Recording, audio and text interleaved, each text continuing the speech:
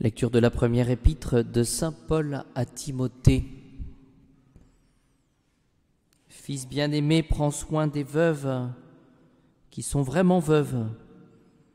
En effet, si une veuve a des enfants ou des petits-enfants, il faut leur apprendre d'abord à exercer leur piété envers leur propre famille et à rendre à leurs parents ce qu'ils ont reçu.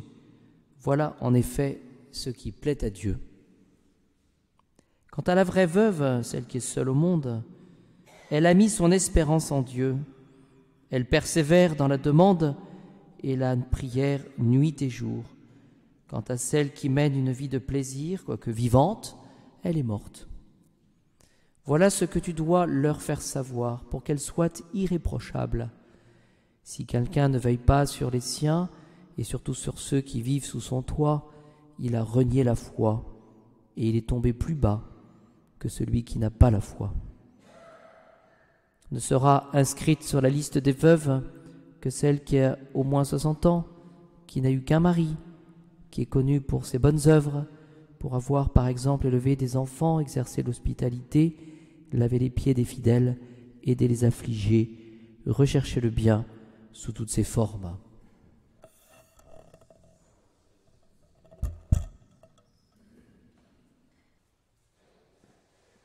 Dominus vobiscum, sequentia Sancti Evangelii secundum Lucam.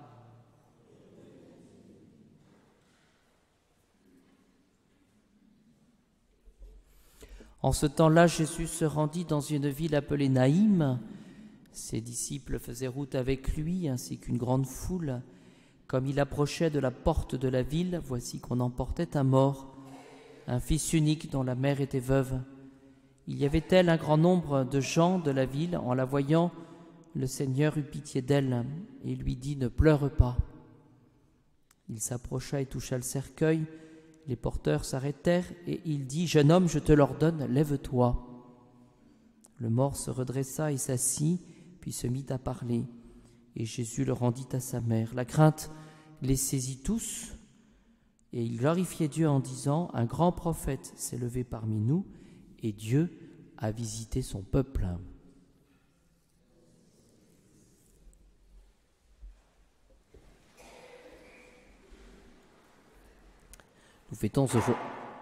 Nous fêtons aujourd'hui Sainte Monique et nous voyons que ce soit au niveau de la lettre de saint Paul, l'épître d'aujourd'hui ou l'évangile, il est question finalement, si on peut résumer, de se poser la question si nous avons la vie véritablement en nous.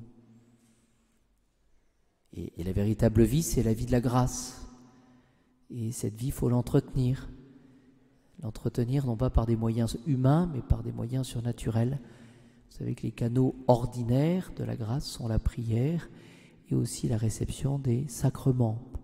Finalement, il s'agit d'entretenir la vie de la grâce qui a été reçue au moment de notre baptême. Je reviens à la vertu de force en poursuivant notre raisonnement de suite de Sainte Catherine de Sienne.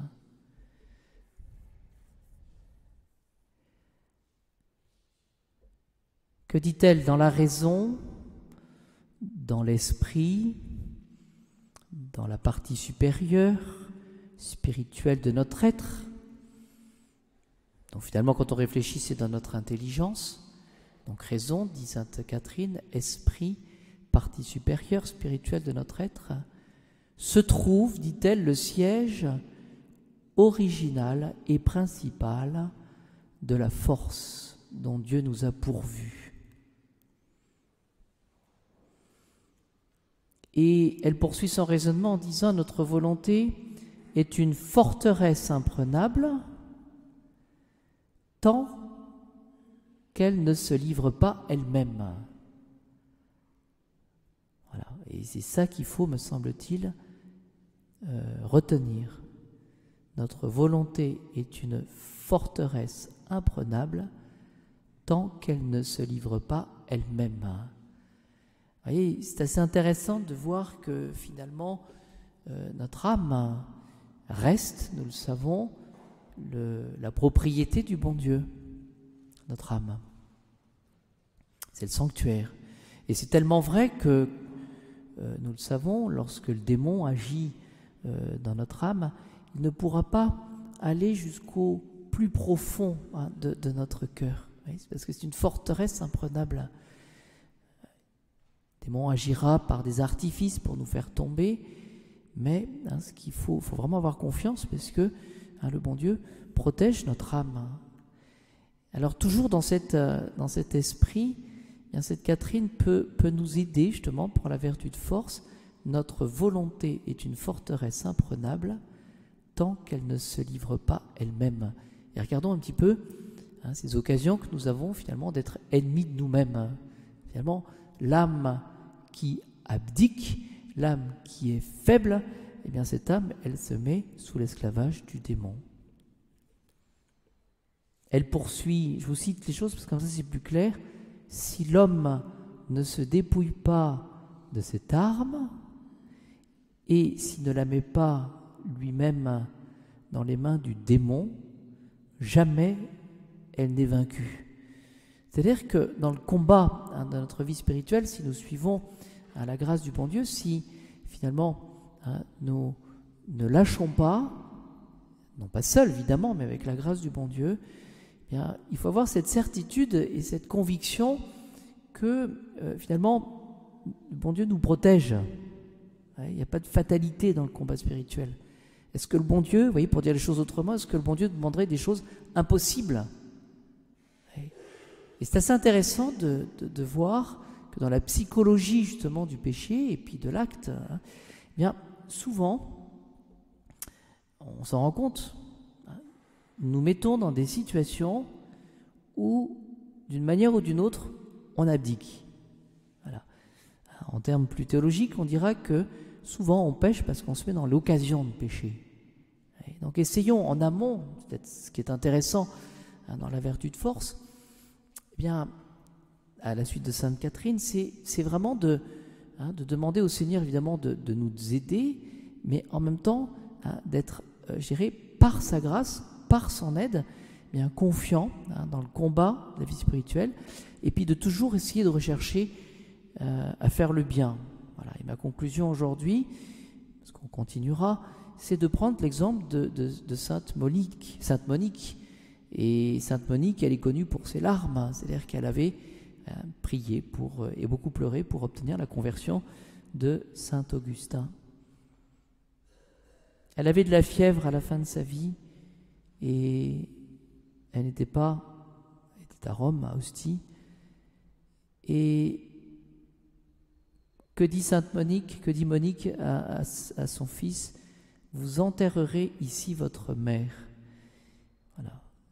Et il y avait Saint Augustin qui ne disait rien parce qu'il espérait pour elle un retour en Afrique. Vous savez, la fièvre est devenue de plus en plus grande et Sainte Monique est décédée loin de chez elle. Mais peu importe, parce que quelques jours auparavant, elle avait dit une chose qui peut nous aider.